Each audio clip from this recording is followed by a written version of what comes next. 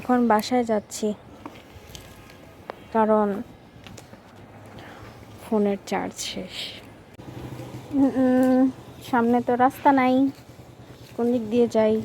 রাস্তা ভর্তি পানি, এদিক দিয়ে একটা রাস্তা পাইছি।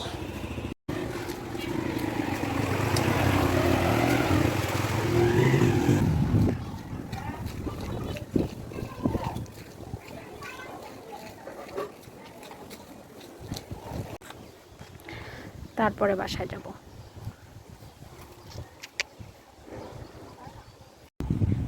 সুন্দর বাতাস হচ্ছে, পানির ঢেউ দেখে মনে হয় বোঝা যাচ্ছে চারিদিকে কি সুন্দর।